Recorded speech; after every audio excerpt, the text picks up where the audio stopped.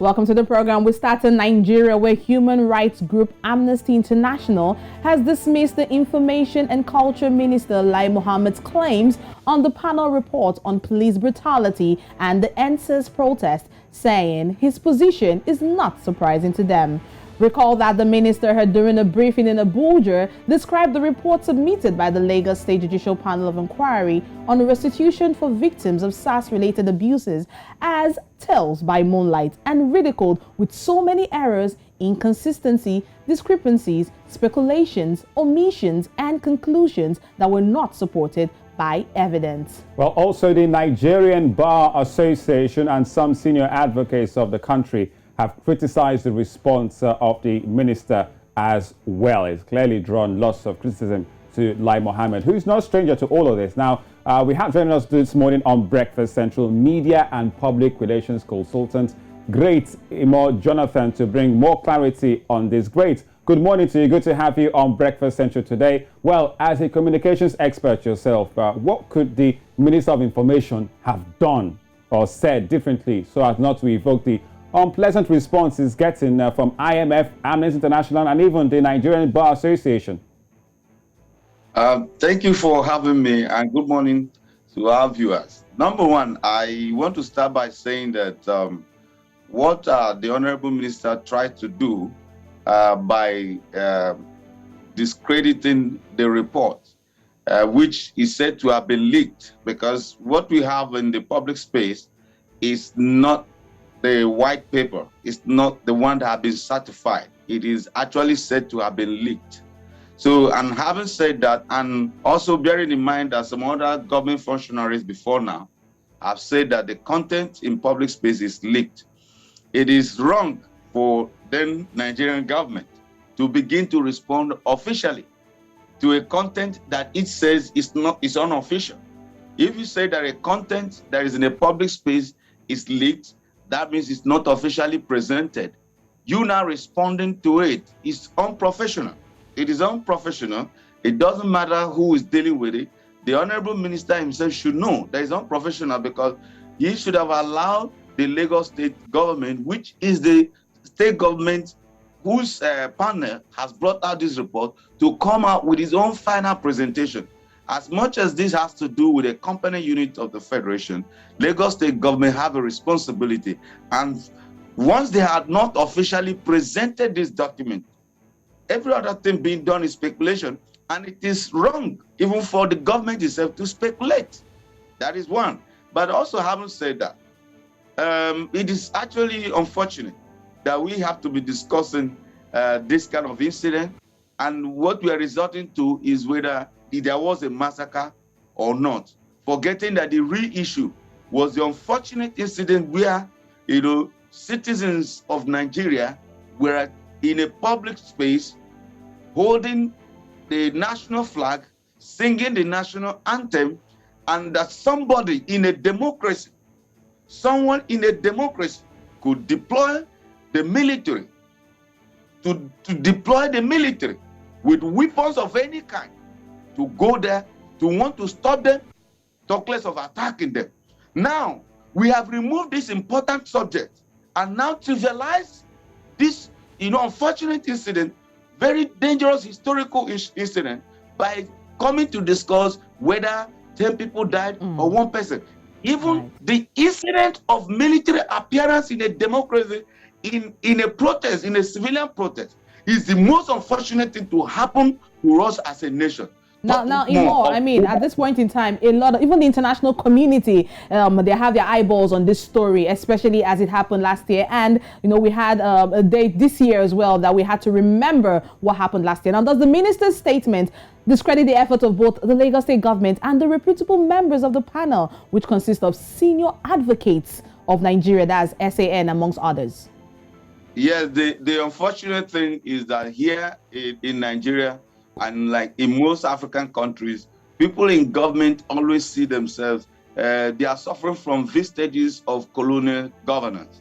They inherited governance structure where it was the master versus the people, and they continue to act in that manner. Government or officials of government never believe that they can make mistake or they can be in the wrong. And Lai Mohammed is always in the habit of trying to defend everything, trying to deny everything, trying to make excuses for everything. And that is not governance. And he has gotten to a point where even when Lai Mohammed is making sense or is saying something that's accurate, majority of people don't believe. Government can't always be in defensive. And like we say in public relations, our job is not to make black white. Our job is to ensure that your client is white at all purpose time. So why don't you do the right thing instead of always coming to defend and trying to make excuses, trying to counterize, and even sometimes use outright lies and propaganda? That is unfortunate. That is not the purpose of government. All right, Timo. Permit me to perhaps look at things from perhaps the minister's spectrum, if I can.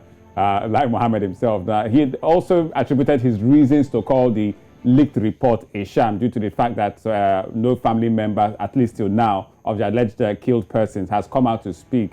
Can this be a good enough reason for him? Does he really have any, bit of bites to go at this one? I know you've said that by coming out for him to speak on it, the report that was leaked has clearly killed the case. But he should have a bit of a stance saying, oh, look, if people didn't come out, then yes, this report is a sham.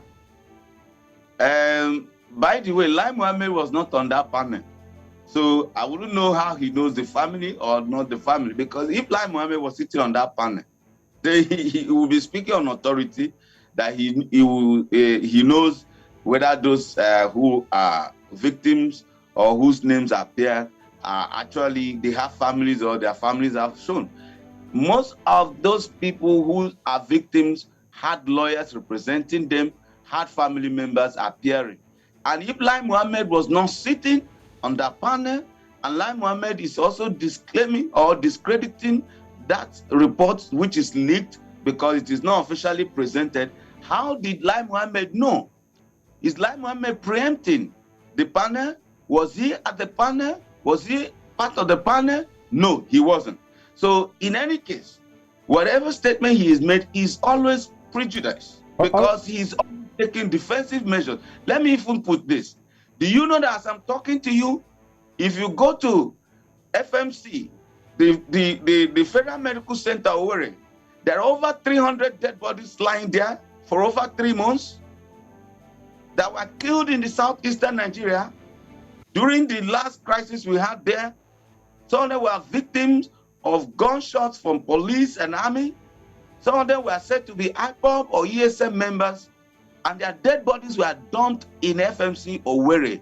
And to a great extent, up to this moment, no member of their families had come there to claim these dead bodies.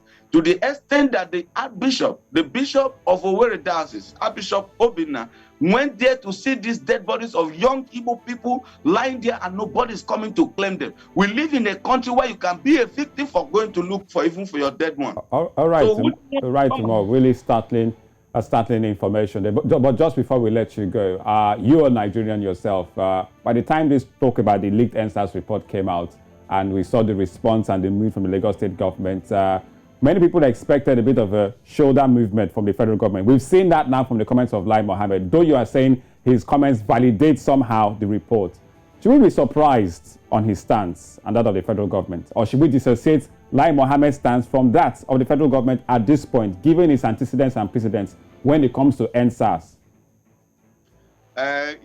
Also sometimes let me put this forward.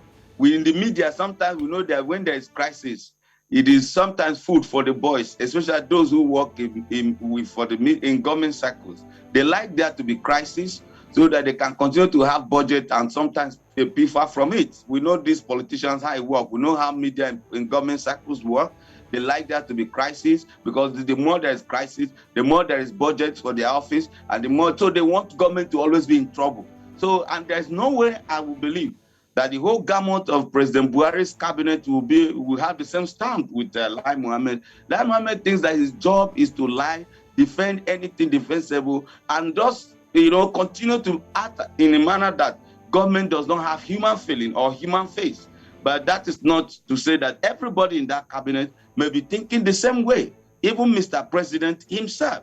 So, given the antecedent of Lai Mohammed, we are not surprised. But within the circle of government, we know some people are human who will be pained because it could be their son, it could be their daughter. And to say that such an event occurred in Nigeria is a national disgrace, which should be the issue we should be trying to hear to amend.